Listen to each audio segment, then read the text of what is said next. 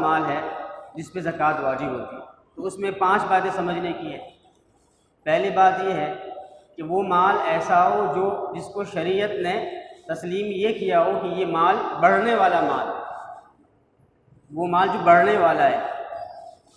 सोना चांदी ये ऐसा माल है कि जो शरीयत की नज़र में बढ़ने वाला है, चाहे हमें नज़र आता हो या ना आता हो। और वैसे भी हमें वैसे नज़र आ भी रहा होता है कि उसकी रेट बढ़ते रहते हैं सोने चांदी के। तो ये बढ़ने वाला माल है, तो सोने चांदी पे हर हाल में ज़कात वाजिब है, चाहे वो इस्तेमाल में हो, चाहे लॉकर में रखा हुआ हो, चाहे जो है वो किसी भी सूरत में हो, किसी भी शक्ल में हो। हत्ता कि ये जो वाइट गोल्ड होता है, वाइट गोल्ड जिसमें प्लैटिनियम शामिल कर लेते हैं, सोने के अंदर प्लैटिनियम एक धात है वो शामिल कर लेते हैं, जिसकी वजह से वो सफ़ेद हो जाता है। तो उसका भी यही हुक्म है कि उस पर भी ज़कात वाजिब होगी, चाहे वो जिस शक्ल में हो, जिस मकसद के लिए रखा हुआ हो, उस पर ज़कात वाजिब होगी। चांदी का भी यही हुक्म है।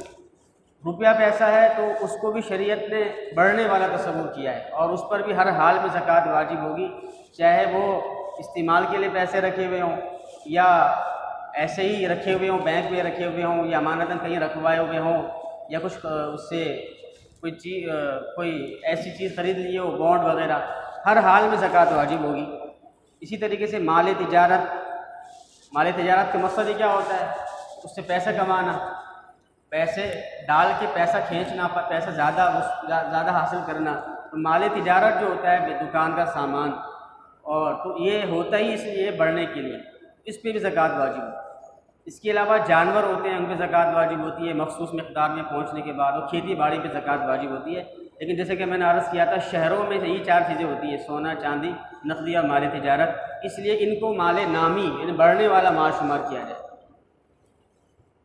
लिहाजा वो माल जो इनमें शामिल ना हो तो उस पर ज़कात भी वाजिब नहीं होगी। जैसे है इस्तेमाल के कपड़े, घर का साजो सामान, फर्नीचर, सोफ़ा, कालीन, ये इस्तेमाल की चीज़ें, ज़रूरत की चीज़ें।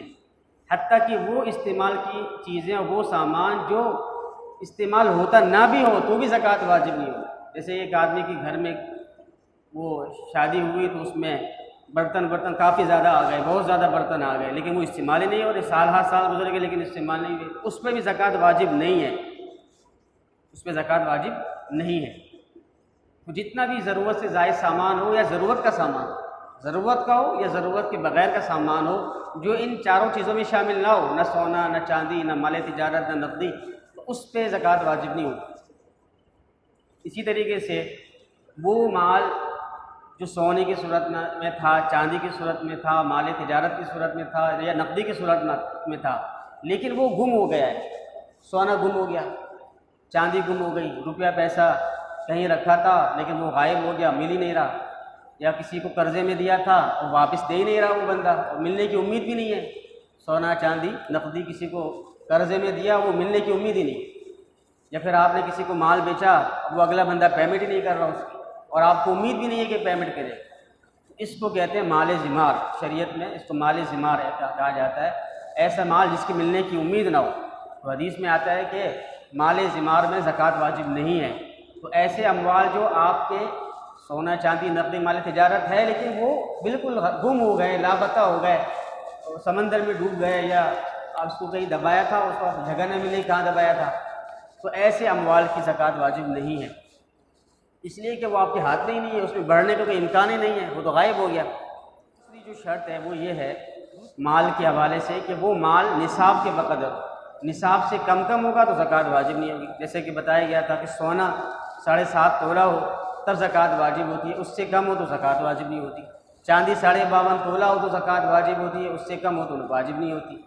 नकदी और माल तिजारत, इसमें भी यही फार्मूला है कि वो 52.5 तोला चांदी की कीमत के बराबर, मसलन 52.5 तोला चांदी की कीमत अभी 45 से 50 हज़ार के दरमियान है, अभी 2020 की, अभी जो कि रेट है मार्केट के रेट अप्रैल के, तो उसके मुताबिक जो है वो 45, 47, 50 उस ये रेट बन रहे हैं उसके।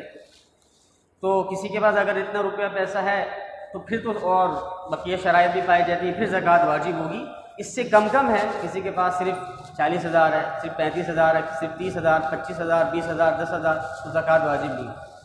हाँ, सोने में ये मसला याद रखें कि अगर किसी के पास सोना 7.5 तोला हो तो ज़कात वाजिब होती है, लेकिन किसी के पास सिर्फ 1 तोला सोना है या आधा तोला सोना है, लेकिन साथ में कुछ चांदी है या साथ में कुछ रुपया है, साथ में कुछ माली तिजारत है, मतलब कोई 2 चीज़ें, कोई 3, कोई 4 चीज़ें, तो उस सूरत में भी फिर सोने का निसाब नहीं देखा जाएगा, बल्कि वो कन्वर्ट हो जाएगा चांदी के निसाब। अब उसमें फिर 52.5 तोला चांदी को देखा जाएगा, 7.5 तोला को नहीं देखा जाएगा। चुनांचे आधे तोला की कीमत तो वैसे ही 50,000 रुपये बनती है। किसी आदमी के पास, किसी औरत या मर्द के पास मंगनी हुई, शादी हुई और उसमें आधा तोला सोना मिला और कुछ नकदी इसके पास रखी हुई है, कुछ दुकान का सामान रखा हुआ है और साल गुजर गया और दीगर शराइत मौजूद है, ज़कात वाजिब होती है। तीसरी चीज़ है कि ये जो माल हमने गिनवाए, सोना, चांदी, नकदी, माल तिजारत और निसाब के बकदर भी है, लेकिन उसकी जो मिल्कियत है वो मिल्कियत मुकम्मल तौर पर होनी चाहिए, अधूरी मिल्कियत नहीं होनी चाहिए। क्या मतलब? इसको मिसाल से समझें। जैसे मीरास का माल है, वालिद का इंतकाल हुआ, उन्होंने काफ़ी सारी नकदी छोड़ी, सोना चांदी छोड़ा और प्लॉट वगैरह छोड़े, लेकिन कोई एक वारिस उस पर कब्ज़ा कर बैठा है और वो दूसरों को नहीं दे रहा, दूसरों को उनका हक नहीं दे रहा। या मसलन वालदा जो मरहूम की बेवा है वो कहती है कि मैं किसी को नहीं देती हिस्सा, जब तक मैं ज़िंदा वो मेरे पास रहेगा और किसी को कोई हिस्सा नहीं मिलेगा। तो अब देखें, ये मीरास में तो सबका हक है, तमाम बेटे बेटियों का, लेकिन वो हक अभी तक मिल्कियत में आया नहीं है। विरासत तो आ गई है, लेकिन विरासत का सिर्फ हक आया है, उसकी मिल्कियत नहीं आई। तो ऐसे माले मीरास पर जो वरसा का हक बनता है, लेकिन वो उनके मिल्कियत में मुकम्मल तौर पर नहीं आया, तो उस पर ज़कात भी वाजिब नहीं होगी। ज़कात कब वाजिब होगी? जब वो आपके हाथ में आ जाए, तब ज़कात वाजिब। अब मीरास का माल हाथ में आने की 2 सूरतें होती हैं।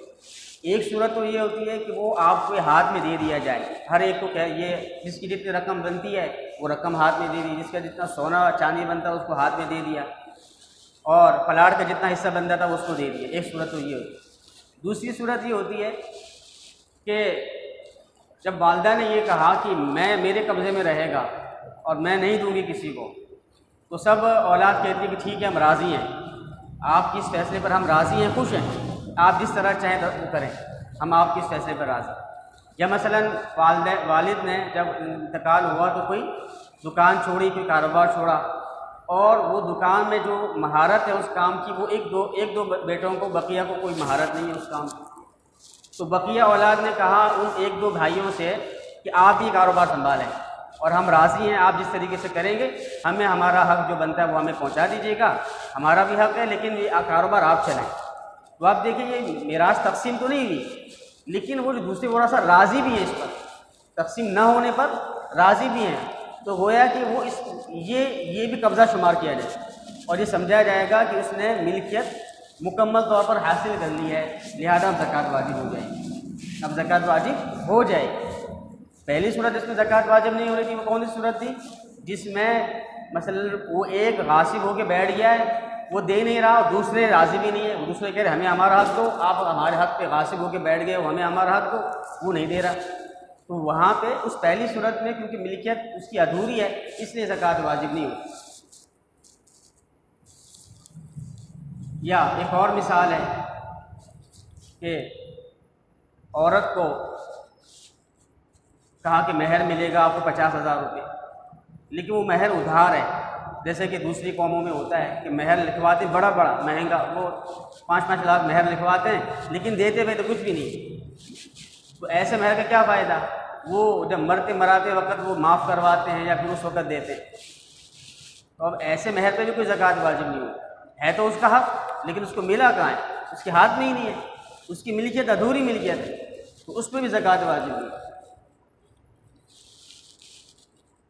और चौथी शर्त ये है उस माल के हवाले से कि उस पर साल गुजर चुका हो। साल गुजरने से पहले मिसाल के तौर पर एक आदमी ज़कात की निसाब का मालिक कब बनता है?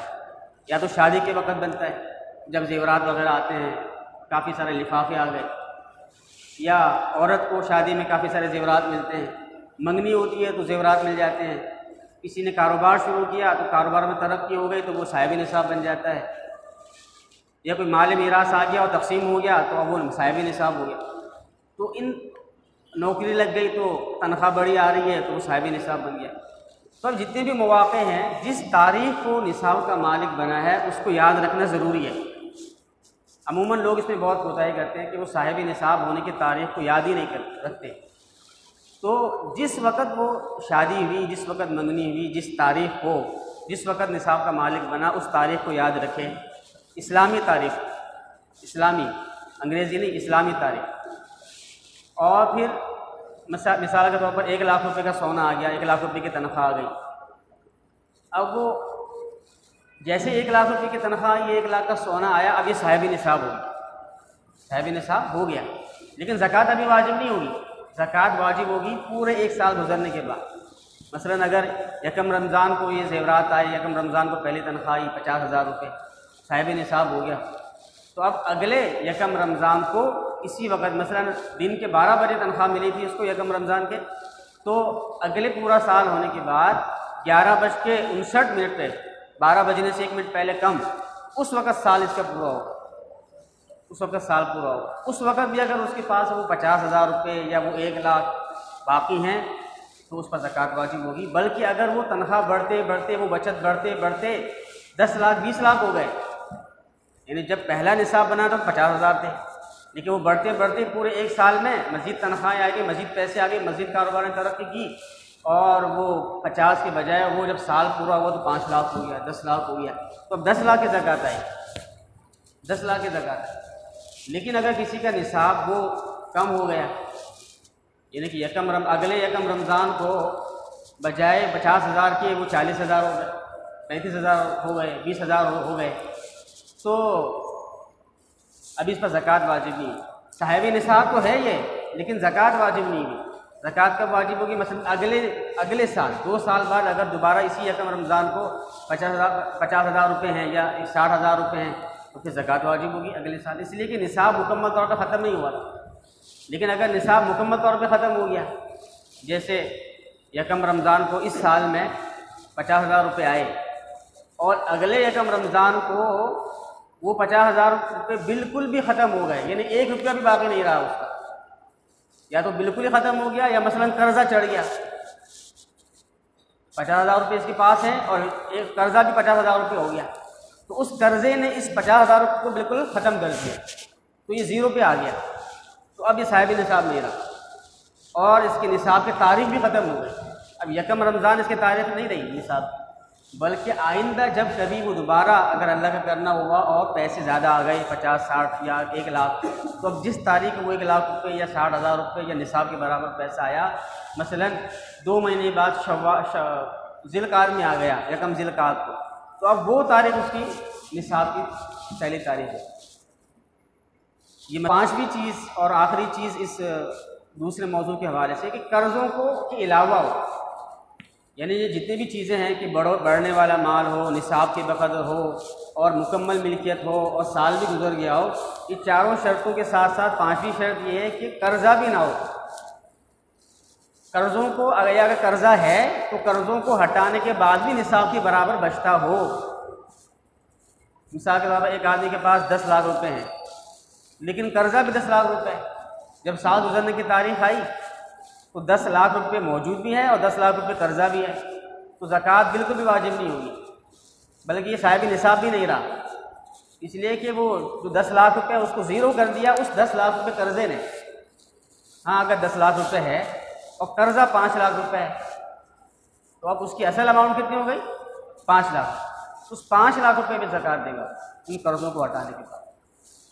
तो ये 5 चीज़ें थी माल से मुताल्लिक़ कि किस तरह के माल पे ज़कात वाजिब होती है। इसमें ये 5 चीज़ें समझना ज़रूरी है कि वो बढ़ने वाला माल हो, निसाब के बक़दर हो, मुकम्मल मिल्कियत में आ गया हो, साल गुजर गया हो और कर्ज़ों को हटा भी दिया गया हो।